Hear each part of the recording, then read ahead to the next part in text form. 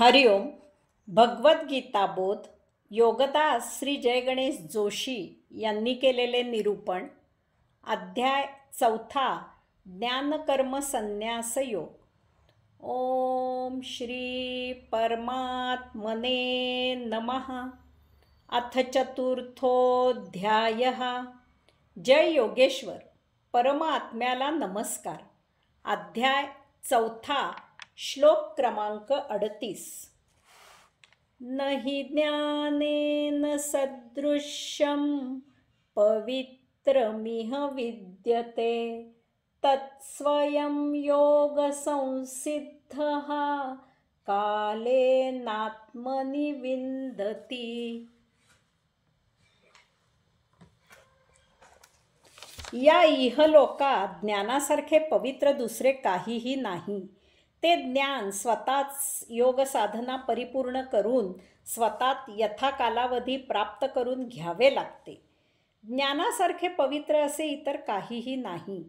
एकदा ज्ञान अंगी पक्के भिनले की आपले आचरण आपोआपच अगदी स्वाभाविकच त्याप्रमाणे होते. परंतु यासाठी एकच अट आहे की ते ज्ञान अंगी मुरले पाहिजे. ज्ञानाचरण हा आपला स्वभाव झाला पाहिजे. अशा प्रकारे ज्ञान हाच स्वभाव झाला की मग आपल्या हातून दुराचरण होत नाही. अज्ञान दूर होते आणि रिपू आपोआप कायमकरिता निष्प्रभ होतात. ते पुन्हा उद्भवत नाही. जशी भक्ती मूलतः अंगी बाणावी लागते तसेच ज्याची भक्ती करायची त्याचे परिपूर्ण ज्ञान असावे लागते. ज्ञान असेल तर कर्माचरण चुकीचे होत नाही. एकदा पोहण्याचे ज्ञान अंगी बांधले की मग पाण्यात पडल्यावर आपोआपच तरंगले जाते. मुद्दाम पोहायला लागत नाही. तरंगण्यासाठी शरीर आपोआप हालचाली करू लागते. तसेच एकदा का जपाचे महात्म्य उमजले की जप करायची सवय लागते आणि मग आपोआपच मुखी रामनाम वदले जाते. विषाने मृत्यू येतो हे ज्ञान एकदा झाले की आपण विष पिण्यापासून कायमकरिता परावृत्त होतो. आगीला स्पर्श केला की चटका बसतो हे ज्ञान एकदा झाले की आपण आगीला स्पर्श करत नाही. ही भौतिक उदाहरणे मुद्दाम घेतली. आता यावरून आपल्याला अध्यात्माच्या दृष्टीने ज्ञान म्हणजे काय ते समजून घ्यायचे आहे. कारण अध्यात्मात ज्ञानाचा अर्थ भौतिकापेक्षा पूर्णपणे वेगळा आहे. अध्यात्मामध्ये ज्ञान म्हणजे केवळ आत्मज्ञान. इतर ज्ञान हे अध्यात्माच्या दृष्टीने ज्ञान नव्हे. आत्मज्ञान हेच एकमेव ज्ञान आहे. बाकी सर्व ज्ञान हे मिथ्या ज्ञान आहे. तो ज्ञानाचा आभास आहे. ते सत्य ज्ञान नाही आणि म्हणून ते अज्ञान आहे. कारण इतर वस्तुजगत नष्ट होणारे आहे. आत्मा शाश्वत चिर आहे. त्यामुळे सत्य ज्ञान हे एकच एक आहे आणि ते म्हणजे आत्म्याचा साक्षात्कार, आत्म्याची अनुभूती, आत्म्याची स्वानुभूती. आत्मज्ञान हे सर्वात पवित्र ज्ञान आहे.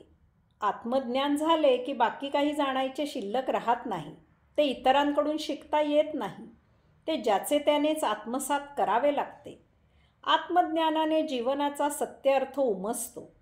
आत्म्याशिवाय इतर वस्तुजगताचा फोलपणा आकलन होतो.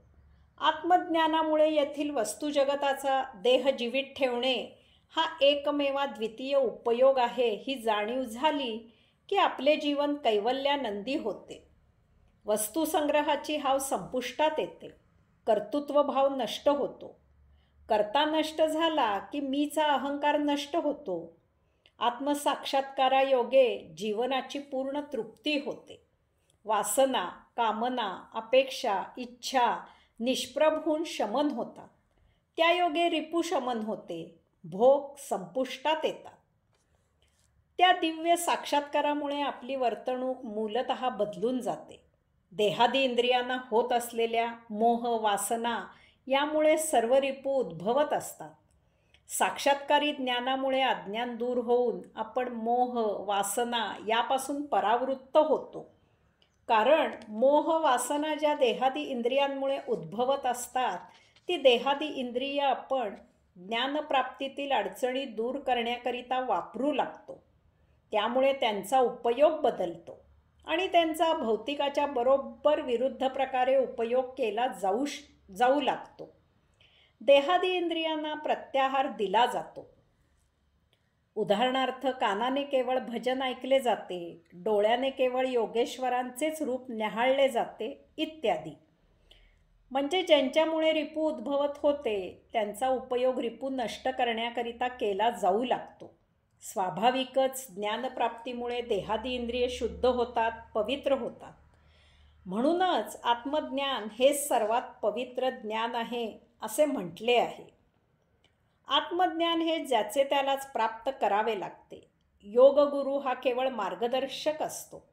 तो शेवटच्या मुक्कामावर घेऊन जाऊ शकत नाही. साधकाला भौतिक सांसारिक किनाऱ्यावरून उडी मारायला भीती वाटत असते. योगगुरू ही भीती घालवतो. तो स्वतः पाण्यात उतरतो आणि साधकाला उडी मारायला धीर देतो. भवसागरात पोहायला शिकवतो. काही मार्गक्रमणा झाल्यावर योगगुरू साधकाला मोकळे करतो. लांबूनच दुसऱ्या त्या योगधाम असलेल्या किनाऱ्याचे त्याला दर्शन घडवितो आणि आपण दुसऱ्या साधकासाठी मागे फिरतो. येथून पुढे साधकाला आपला आपणच योग प्रवास करावा लागतो. तेथून पुढे त्याची त्यालाच योग साधना करावी लागते आणि त्याची त्यालाच आत्मानुभूती घ्यावी लागते. त्यासाठी योग साधनेत सिद्ध व्हावे लागते. येथे यथाकालावधी साक्षात्कार होतो. वेळ किती लागेल ते सांगता येत नाही. आपल्याला या जन्मी केवळ योग साधनाच करायची आहे हे जाणून योग साधना सुरू करायची असते. साक्षात्काराची अपेक्षा या जन्मी करायची नाही. अशी ही महाखडतर योग साधना आहे. अशा प्रकारे निरपेक्ष राहून योग साधना करावी. त्या योगे आत्मज्ञान प्राप्त होते. ज्ञानप्राप्तीमुळे आपले भौतिक जीवन पवित्र होते आणि त्या योगे आध्यात्मिक प्रगती झपाट्याने होत राहते. हरिओम.